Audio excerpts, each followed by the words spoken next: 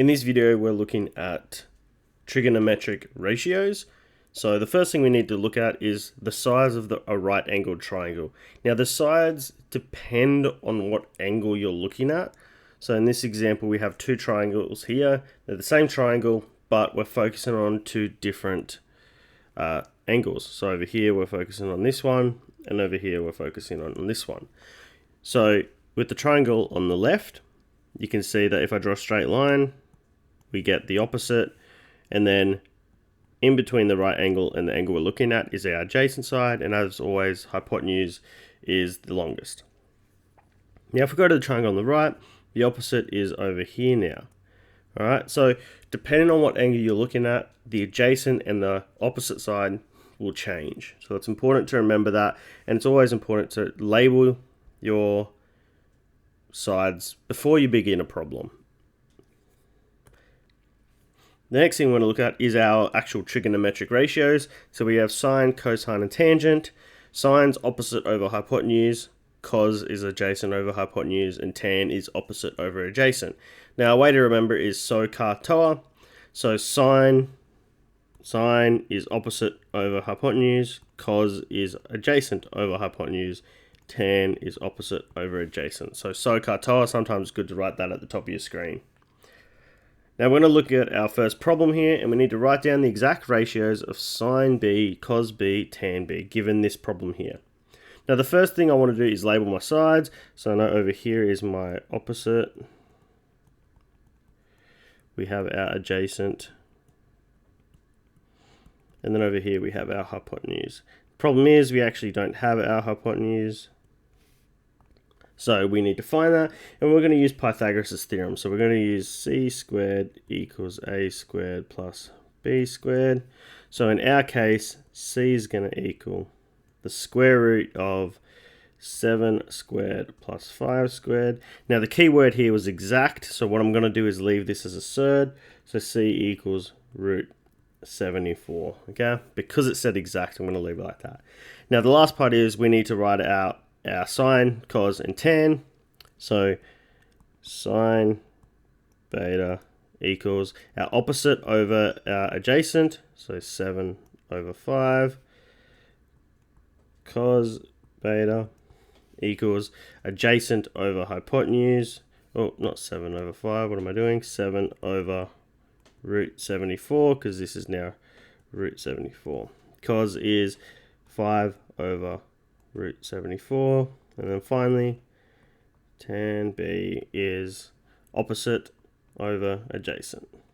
So sometimes you will have to find the hypotenuse or one of the shorter sides, and you'll just use Pythagoras' theorem to do that.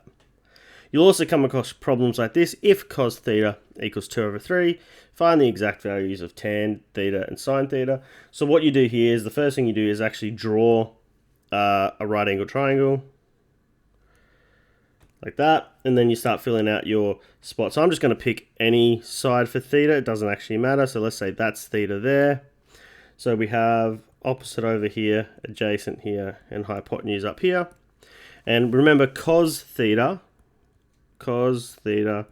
is adjacent over hypotenuse. So if we have 2 over 3, so 2 over 3, I know my adjacent side is going to be 2, and my hypotenuse is going to be 3. So now what I can do is use Pythagoras' theorem, and for a shorter side, it's going to be a squared equals c squared minus b squared. So in our case, a is going to equal the square root of 3 squared minus 2 squared, which is just root 5. Alright, so over here, root 5. And now what I can do is find my tan and sine. So tan theta, remember, is opposite over adjacent. So in our case, it's root 5 over 2. And then sine theta equals opposite over hypotenuse. So root 5 over 3. Now those are your basic problems for trig. I went through a lot there really quickly, so just make sure if you need to rewatch it, go back. But the next thing we're going to focus on is our degrees, minutes, and seconds. So this is how you measure your angles. So you might be used to degrees, but there are actually sub parts for these. So 1 degree is 60 minutes, and 1 minute is actually 60 seconds.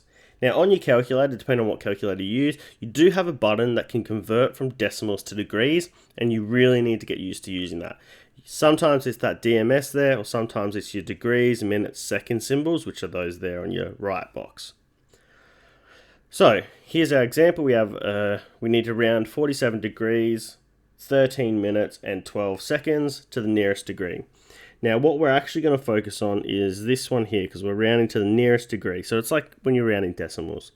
So if this number here is greater than 30, then we round up. Alright, so if that's greater than 30, we round up. In this case, it's not, so our answer will be 47 degrees. Now if we go down here, because I just want to make it very clear, minutes and seconds only go to 60. That's why it's 30. Alright, if it's above halfway. So here we have to round 81 degrees, 45 minutes and 43 seconds to the nearest minute. So this time we're going to look at our seconds. And again, if it's greater than 30, we're going to round our minutes up because it's closer. So we end up with 81 degrees and 46 minutes.